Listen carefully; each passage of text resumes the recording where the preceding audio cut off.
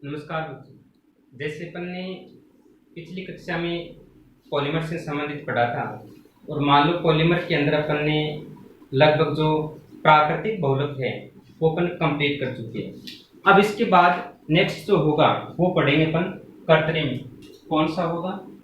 कृत्रिम बहुलक।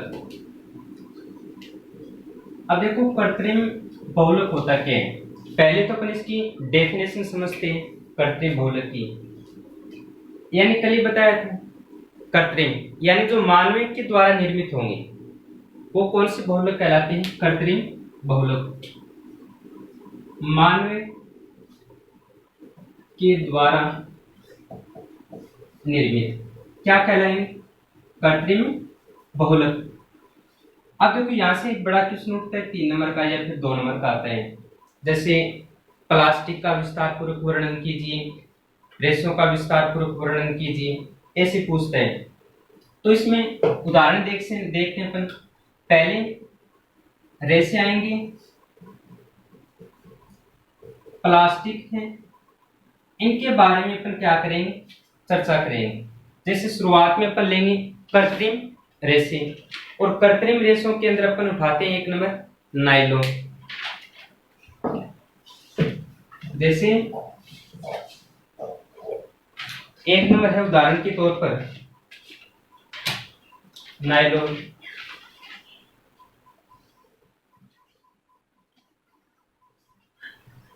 ठीक है ना, नायलॉन 6। अब देखो कल ही बता चुका था और आज ही बता दूंगा। यानी इसमें जो क्वेश्चन आएगा वो क्या पूछेगा? अपन को एकलक इकाइयां पूछेगा। यानी अपन इसमें क्या याद रखेंगे? एकलक इकाइयां याद रखेंगे और हो सके जहां तक एक को क्या कर देंगे? उपयोग याद करेंगे। तो देखो नायलॉन 66 कैसे बनता है। यानी जब अपन हेक्सामेथिलीन डाइएमीन प्लस में एडीपी अम्ल का बहुलकीकरण करवाते हैं तो हमें क्या मिलता है? नायलॉन 66। जैसे रिएक्शन के माध्यम से अपन देखते हैं नायलॉन 66।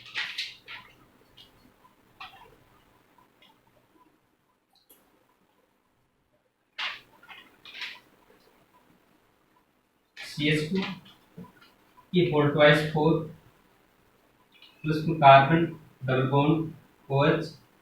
ठीक है, और साथ में क्या आ जाएगा? Hexamethylene diamine. हेक्सामेथिलीन डाइएमीन इसका नाम क्या होता है? एडीपी के अम्ल। और इसका नाम क्या हो जाएगा? Hexamethylene diamine. तो यहाँ पे एक चीज भी याद रखना, जब अपन बहुलकीकरण करवाते हैं तो इसमें क्या होते हैं? जैसे मान लो जो भी छोटे अणु होंगे, जैसे आपके पास है अमोनिया, ठीक है ना, इसे अपन क्या बोलते हैं? NH3। जल है, ये सह उत्पाद के रूप में क्या हो जाते हैं? बाहर। यानी अपन बहुलकीकरण करवाते हैं तो छोटे जो भी अणु होंगे वो सह उत्पाद के रूप में क्या निकल जाते हैं? बाहर निकल जाते हैं। अब इसका अपन क्या करवाते हैं? बहुलकीकरण। तो यहां से देखो इधर से क्या निकल जाएगा?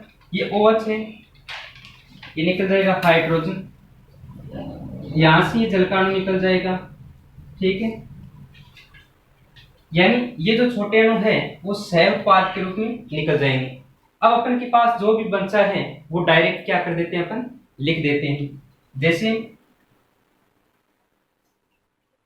Carbon double bond oxygen CH2 की वोल्टवाइज 4 carbon double bond oxygen NH CH2 6 NH।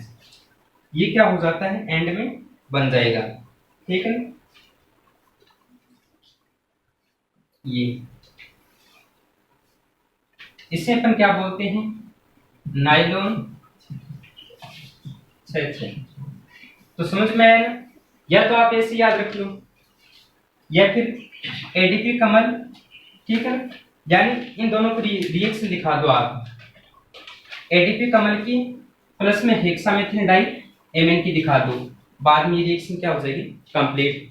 उपयोग हम जानते हैं, गियर बेरिंग बनाने में, कपड़ों में, रेशों में, इनका क्या किया जाता है, नायलॉन 6 का उपयोग किया जाता है, ठीक है ना। नेक्स्ट देखते हैं अपन,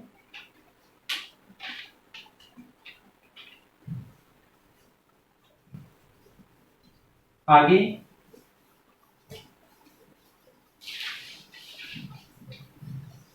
हो गया ना ये कंप्लीट। अगला देखो, अगला है टेरिलिन। टेरिलिन देखो किससे बनता है, यानी टरथेलिकमल प्लस एथिलीन ग्लाइकोल से बनता है। अब देखो टरथेलिकमल कौन सा होगा, टेरिलिन, ठीक है ना, टरथेलिक एसिड।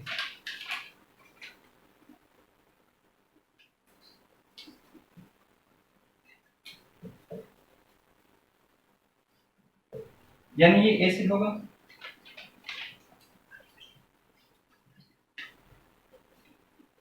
प्लस में एथिलीन ग्लाइकोल,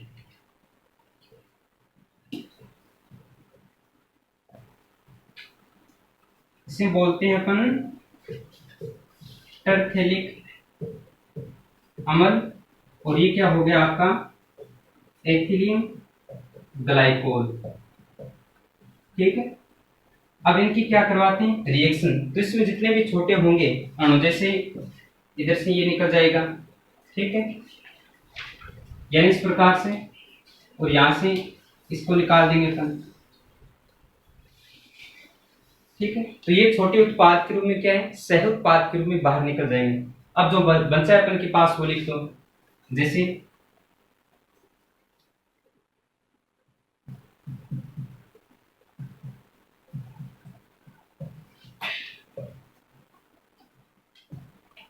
ठीक है,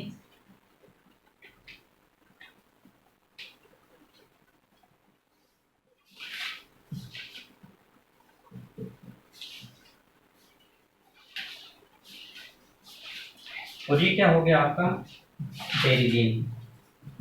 अब बात करते हैं टेरिलिन के उपयोगी। तो कपड़े, नाव की पोल है, जूते हैं, इनको बनाने में इसका क्या किया जाता है, उपयोग किया जाता है, ठीक है ना।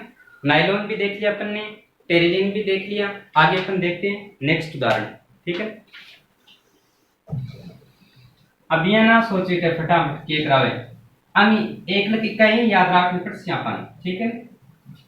अभी मैं समझाऊं कि जो एकलक इकाई है वो याद करो, या तो इसके नाम याद करो, या फिर साथ में रिएक्शन पूरी याद करो, तो बहुत अच्छी बात है।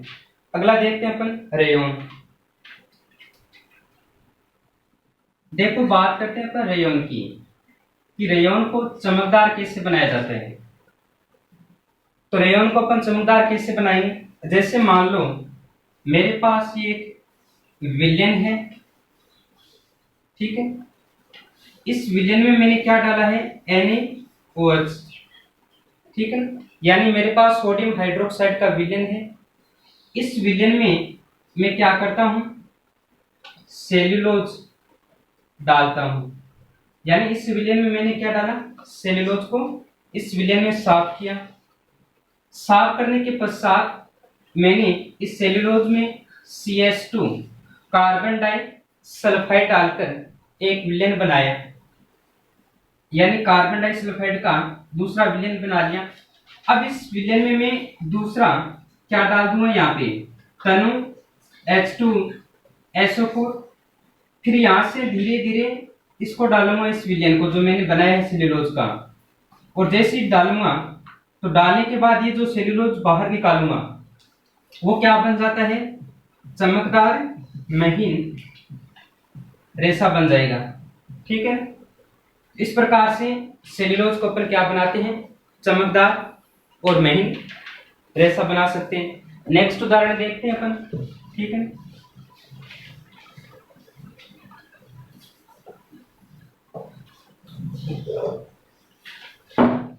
जैसे अगला उदाहरण है इसके आगे चलेंगे अलग अलग एकलक इकाइयां, ठीक है ना। तो जैसे आपके पास आ जाएगी प्लास्टिक। देखो प्लास्टिक क्या होती है। प्लास्टिक किसका बहुलक, यानी अपन बाजार से जो पॉलीथीन लेकर आते हैं वही तो प्लास्टिक है, और ये एथेन के बहुलकीकरण से बनती है। जैसे मान लो मेरे पास ये CH2 डबल बॉन्ड CH2, ये किसका है, एथेन का, ठीक। अब मैं इसका उस ताप पर क्या करवाता हूं, बहुलकीकरण। तो बहुलकीकरण करवाऊंगा तो क्या बन जाएगा, CH2 और मैंने यहाँ पे क्या लगा दिया, N। देखो कल ही बताया था ना कि यानी N का तात्पर्य क्या है यहाँ पे, यानी इस प्रकार से आगे श्रृंखला चलती रहेगी। तो ये तो क्या, एथीन, और ये क्या बन जाएगा आपका, पॉलीथीन बन जाएगा, ठीक है। दूसरा अपन देखते हैं आगे।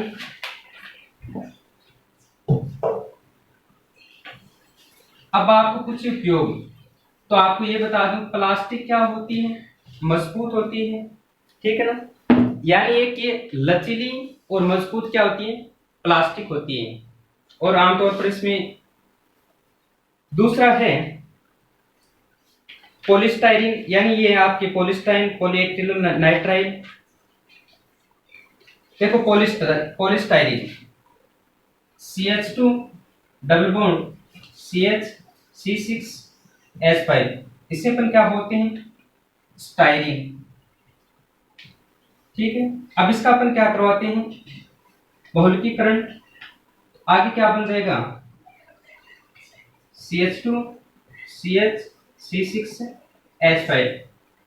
इस प्रकार आगे से आगे क्या है कि श्रृंखला चलती रहेगी, पॉलीस्टाइरीन, ठीक है ना। आगे से आगे श्रृंखला क्या चलती रहेगी। अब इसका उपयोग, जैसे उपयोग के तौर पर अपन बात करें तो चाय के कप है, बोतल के ढक्कन है, और जितने भी प्रकार के विद्युत जो रोधी बर्तन होते हैं उसमें इसका क्या किया जाता है, उपयोग किया जाता है। अगला लास्ट देखते हैं अपन, यानी इसके समापन की ओर आगे हैं, और समापन में है इंपॉर्टेंट ये, ठीक है ना, बार बार पूछा गया क्वेश्चन है वो।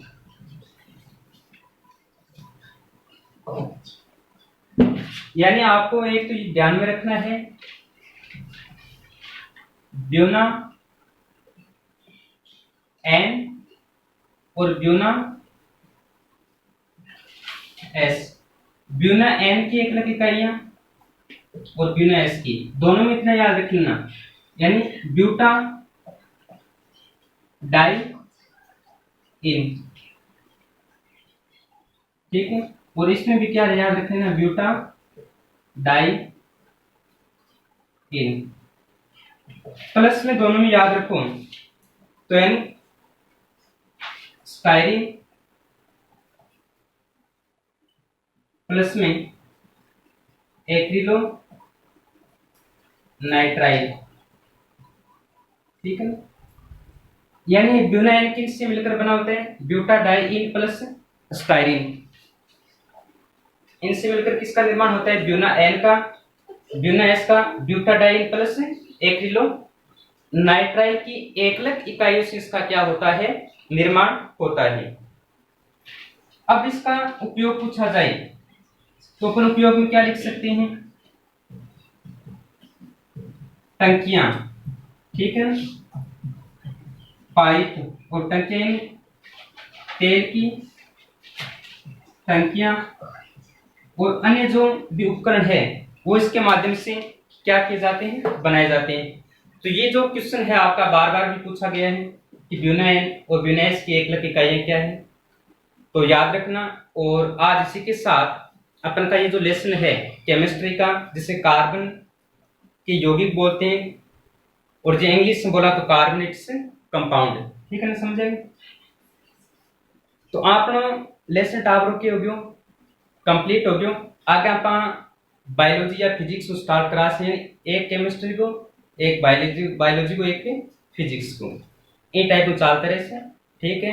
धन्यवाद, मिलते हैं आगे, थैंक यू।